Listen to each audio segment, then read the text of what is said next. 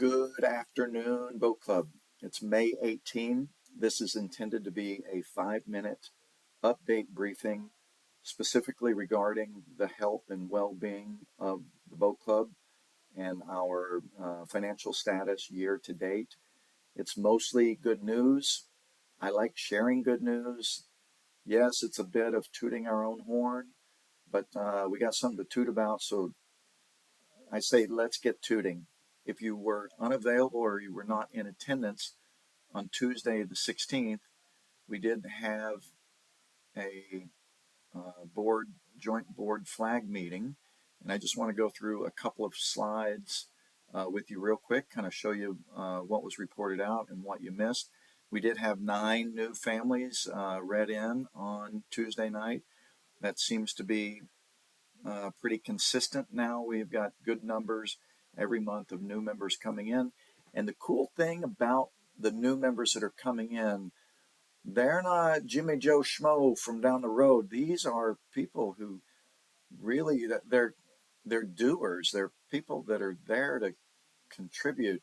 At least there's the story that they're telling is. And so I have to admit that the golden ticket scenario is really the way to do it. I think as we go to promote the boat club in the future, these open-ended membership drives might be a thing of the past, because this connection referral thing brings in the right kind of folks.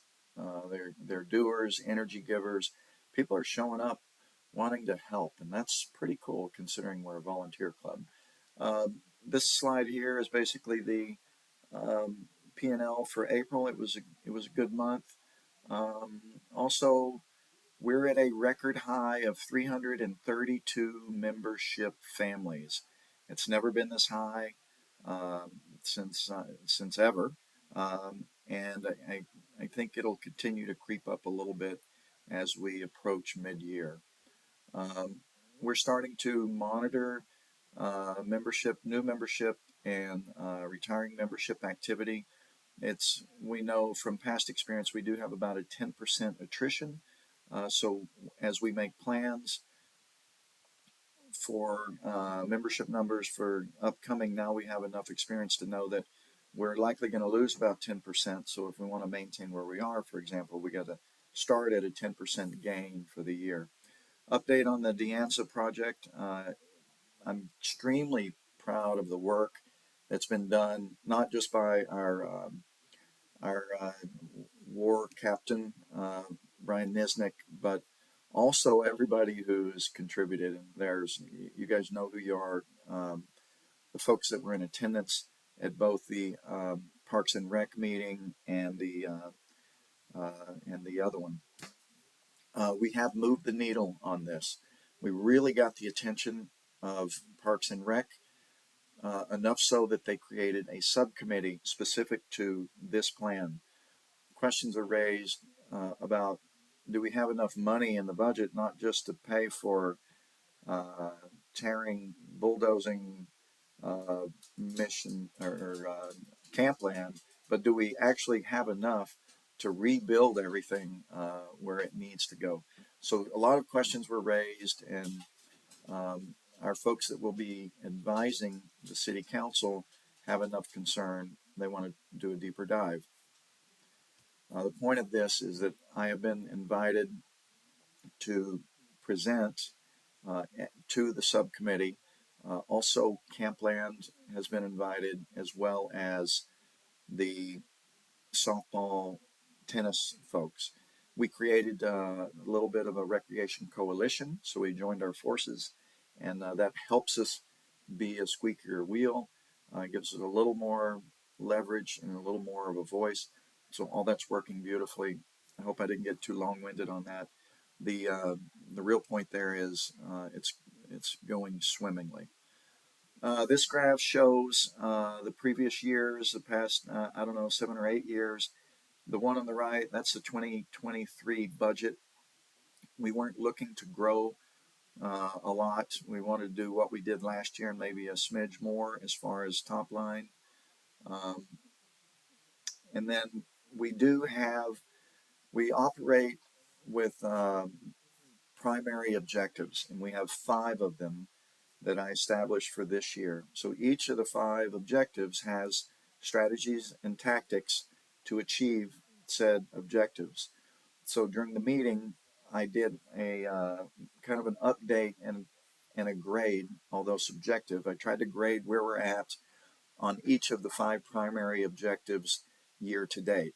Now, it's not necessarily the teacher grading his own paper, because in each of these objectives, I'm not necessarily the one performing the strategies and tactics. It's everybody. Most everybody contributes, or many people contribute to these. So, but it does allow me a talking platform to address each of these. So I'm going to go through these relatively quickly. Objective number 1: stabilize revenue at or greater than $1 million annually, and have some earnings. Let's make a little, have a little bit of money at the end of this, with a 10% EBITDA. And right now it looks like we get an A+ rating. I'm going to show you a couple of graphs that support that. Continuous member and guest experience and added value benefits. An example of added value benefits are reciprocal memberships with other clubs, for example. This is one of the reasons I currently have a B grade on this objective, and that's because by now I wanted a reciprocal like at Oceanside, and maybe event reciprocal at Mission Bay, and so I have ideas. Unfortunately, this particular objective um, has lost a little bit of gas because of the Deanza Cove project was also an objective. So it took some steam. So the point is, there's still work to do on objective number 2. Deanza Natural project, I'm giving an A+. It's an unknown factor.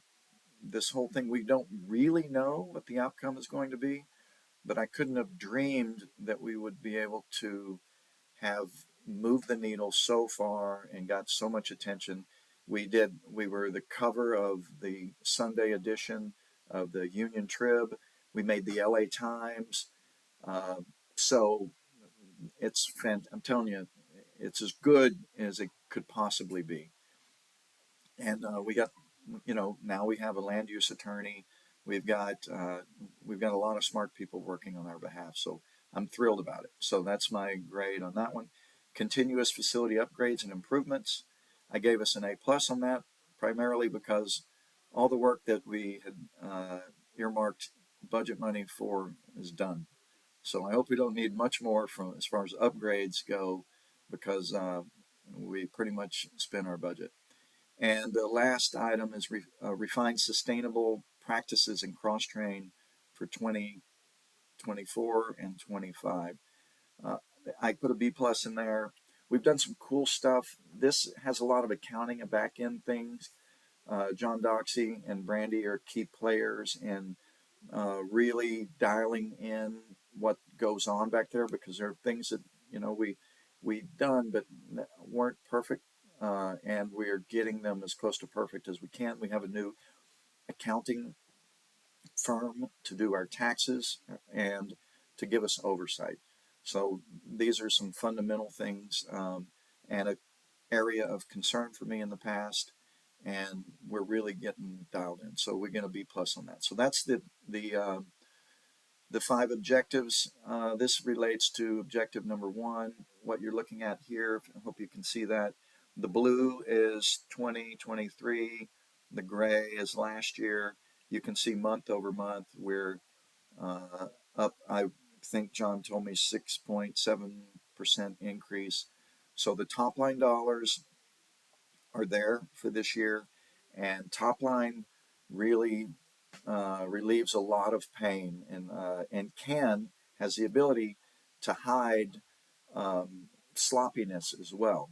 So we're not going to allow it to do that. The good news is we have the top line revenue, and that's primarily from the increased activity at the club and the increase in membership. So the I think the storyline here is that we have exactly what we need for success now. So thank you for the new members and those who've joined our effort at the boat club. I think I included this slide. This is galley numbers.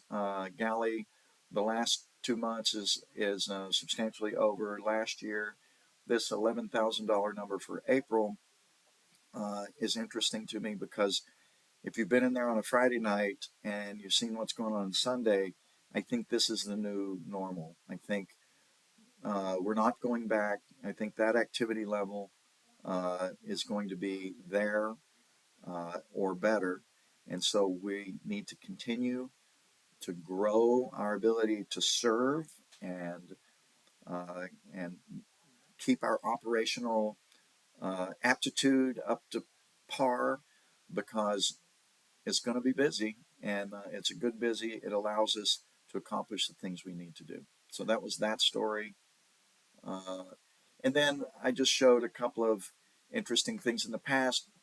We haven't done a great job of measuring results of items. You know, we do a lot of events where we sell tickets and we, we think we make money and we do things like that. So the point behind this calculator from Comedy Night was just to show that we're instituting new measurables because we can't get better unless we measure. So we're going to start measuring and then we have something to compare the next one to. Comedy Night was a huge success.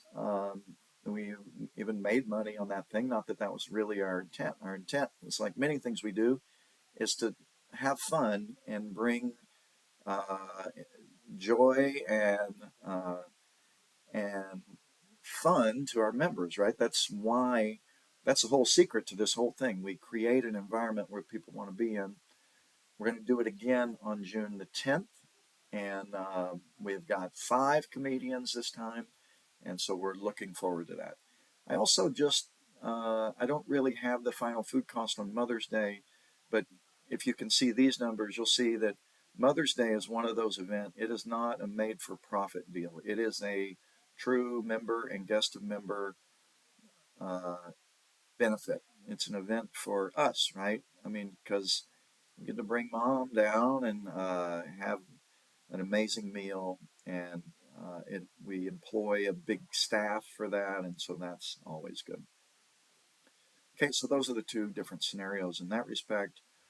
This is just a little chart showing that as far as leasehold improvements, and it's not completely fulfilled, but you can see we pretty much have already spent our $22,000 in budget money for leasehold improvements. Now, that doesn't mean that somebody couldn't come up with another project towards the end of the year and the board votes to do something else if it's important for the operation. But overall, the clubhouse is ready. It's ready for events. We need to fill it now.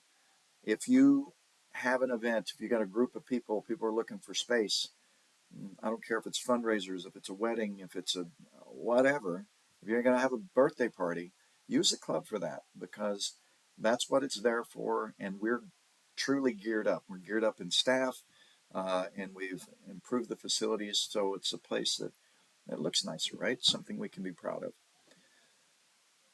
So overall, I think the real message is the club is healthy. Top line is good. Bottom line is good. Operationally, we're stable and continuing to get better all the time. So that's what I got. Almost all good news. I don't really think I have any bad news. So that's good news, right? So sorry it was long winded. Some of you guys like the numbers. I know I like them. I'm a numbers guy, so I like sharing. And those that don't probably stopped watching a long time ago. So that's all I got. We'll see you guys down at the club. I guess the next briefing video will be about the amazing entertainment that's coming in the next days. We got big Memorial Day. We got and we got some special musicians coming through. I think Chris Dale is going to come off the road for a Friday night or something. I don't know. So that's all I got. We'll see you guys.